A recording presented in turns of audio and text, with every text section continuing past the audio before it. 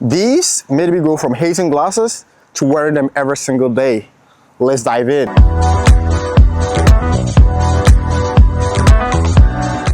So let's talk about the lenses. I got myself the transition lens, but wait, who actually will decline a buy one get one free offer? I mean, not me.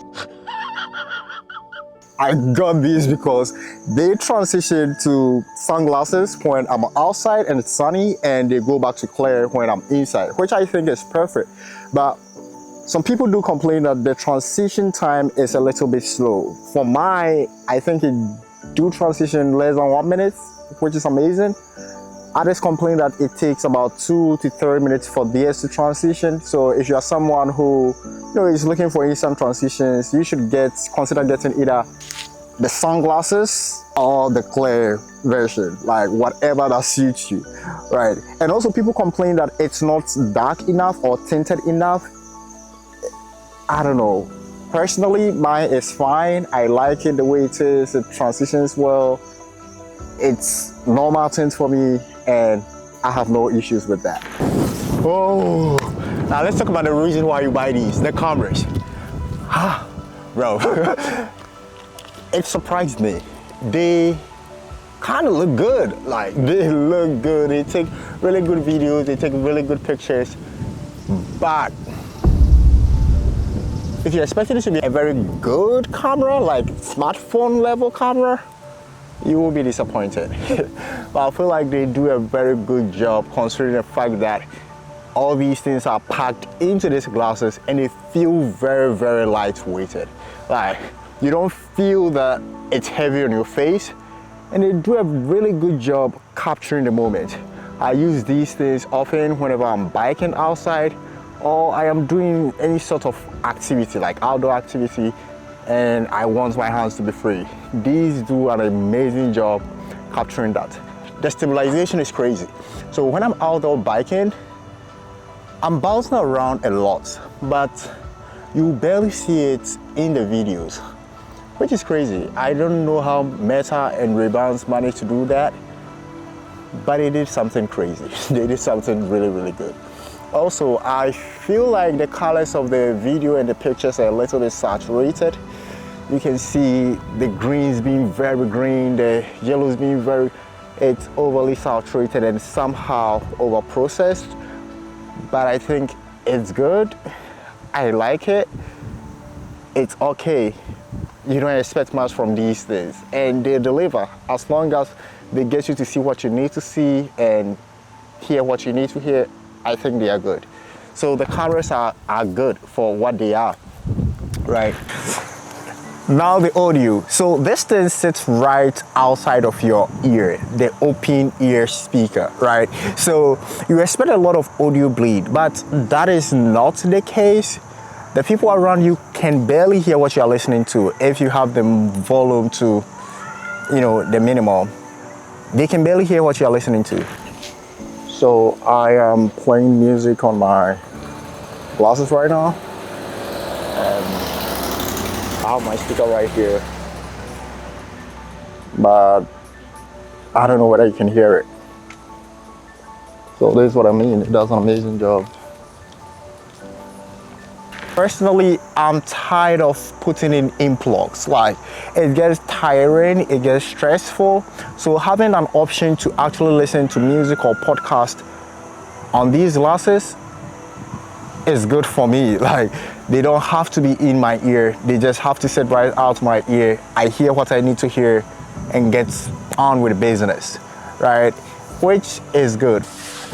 Now let's talk about metaai, which I think is one of the coolest features in this device. So you have an on-demand personal assistant, that's the AI, ready to answer all your questions and give you all the information that you need.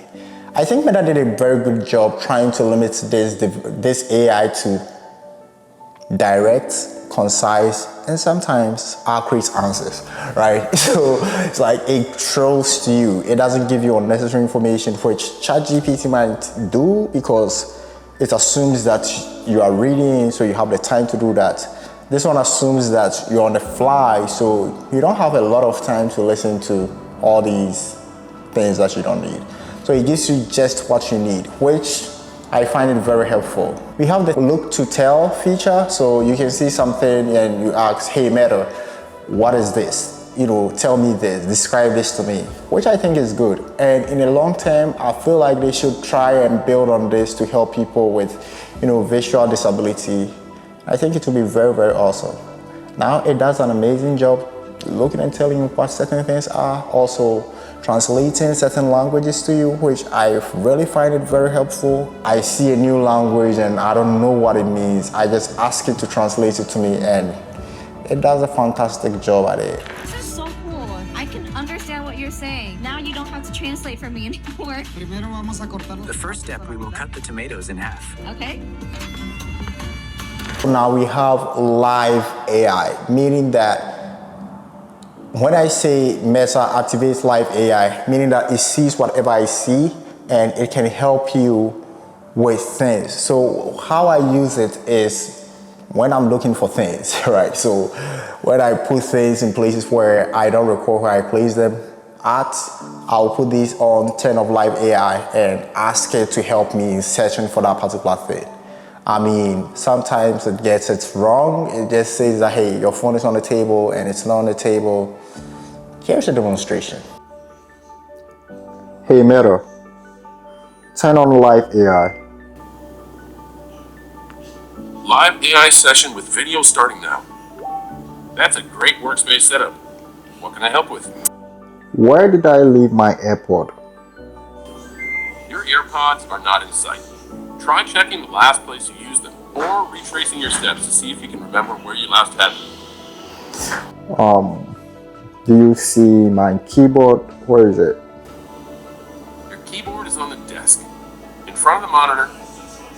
But I think for the most part, it does well. I mean, you are better with help than without help. So I will take all the help that I can get. It's good. I like it, I enjoy it, so I don't know. I see it being useful in a lot of ways. So assuming that you are cooking something, you can ask it to help you prepare a dish with all the ingredients, all the things that you have in your fridge, and it can tell you what to prepare. It can also help you cook. Personally, I don't use it to help me cook because, I'm a top chef. I don't need an AI to tell what to cook and how to cook. I'm that good. Stop the cap.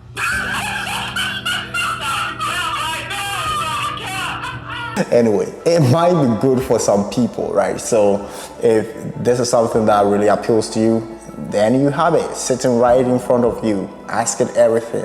Sometimes abuse it. I sometimes be asking it too much questions. I'm here to tell you right now, we don't care. Let me tell you, we don't care. Anyway, that's the point of an AI. So now let's talk about the battery life. So when you have it on and you are not using it for anything, like it's there and you are likely using the AI, I think it can carry you throughout the day easily. But if you are constantly videoing, then you are in big trouble because videoing sucks up the battery way too fast. I realized that after 3 minutes of video, 5% of my battery is gone. Close to 5% is gone. So you should know that. But audio takes like half the videoing percentage. So if you are in audio mode, like listening to music, podcasts, whatever, be sure to have like 2 to 3% gone after some time. So if I have the audio on, I'm getting around 3.5 hours of listening time, which I think is pretty decent. Now, does this device have some disadvantages? And of course, yes, they do. They do have a ton of flaws. I mean, the biggest one is, I don't like how they don't have any tracking system in it. Look, I one time forgot where I left these glasses, and I realized that there was no way to track them, like not in the app, nothing. It is stressful, right? To actually have these cool text sitting on your face, but there's no way to track them when you are missing.